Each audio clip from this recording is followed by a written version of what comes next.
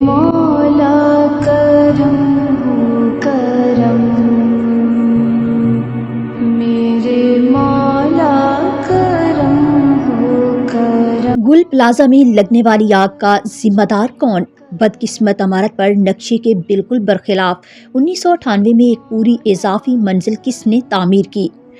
M اے جناح road پر واقع گل plaza shopping mall میں ہفتے کی رات لگنے والی آگ کے سبب عمارت کا 40% حصہ منہدم ہو گیا۔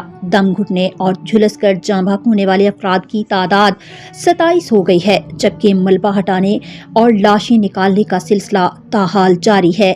اطلاعات کے مطابق لاپتہ افراد کی فہرست بڑھ کر 83 افراد تک پہنچ گئی ہے۔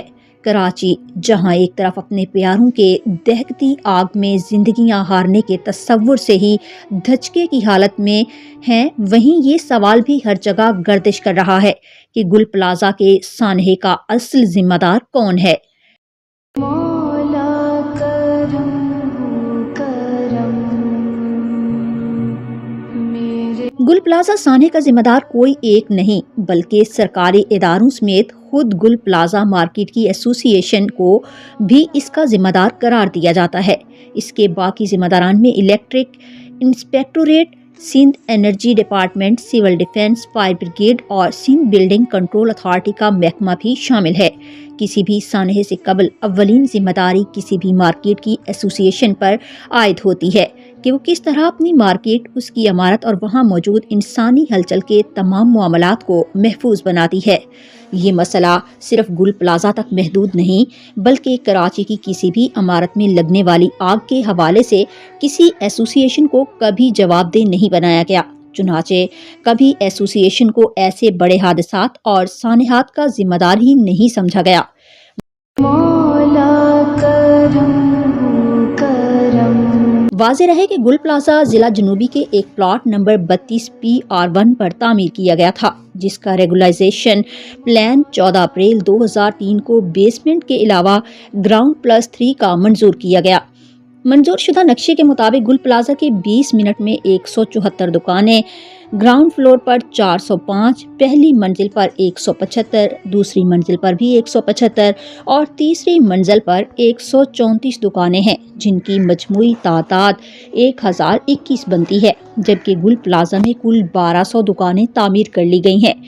نقشے کے برخلاف 179 اضافی دکانیں ایسی جگہوں پر بنائی گئیں جو یا تو راہداری کی جگہیں تھیں یا پھر وہ عمارت کے خارجی راستے تھے۔ اس بدقسمت عمارت پر نقشے کے بالکل برخلاف 1998 میں ایک پوری اضافی منزل بھی تعمیر کی گئی تھی، جسے سندھ بلڈنگ کے بدعنوان عملے نے 2003 میں ریگولرائز کر دیا تھا۔ یہی نہیں بلکہ عمارت کے پارکنگ ایریا میں دکانیں اور چھت کو پارکنگ میں بدل دیا گیا تھا۔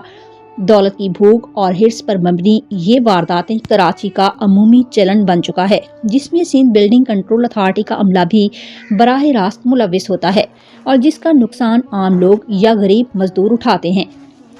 گل پلازہ مارکیٹ ایسوسی ایشن نے عمارت کے خارجی راستوں پر قائم دکانوں کے باوجود کسی خطرے کو کبھی محسوس ہی نہیں کیا، یہاں تک کہ یہ خوفناک سانحہ پیش آ گیا۔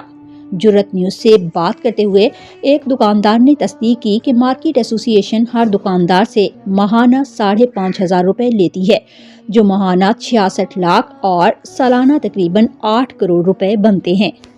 سوال یہ پیدا ہوتا ہے کہ سالانہ 8 کروڑ روپے وصولنے والی ایسوسی ایشن عمارت کی دیکھ بھال کے لیے کیا اقدامات اٹھائے؟ سوال یہ بھی ہے کہ ایسوسی ایشن نے ہنگامی حالات سے نمٹنے کے لیے کبھی کوئی حفاظتی بندوبست کیوں نہیں کیا؟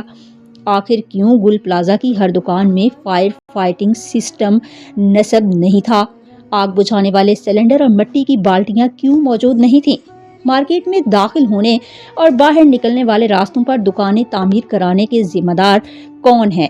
بدقسمتی سے یہ مسئلہ صرف گل پلازہ سے وابستہ نہیں بلکہ کراچی کی اکثر عمارتوں میں یہ مسائل ایسے نئے سانحات کا انتظار کر رہے ہیں۔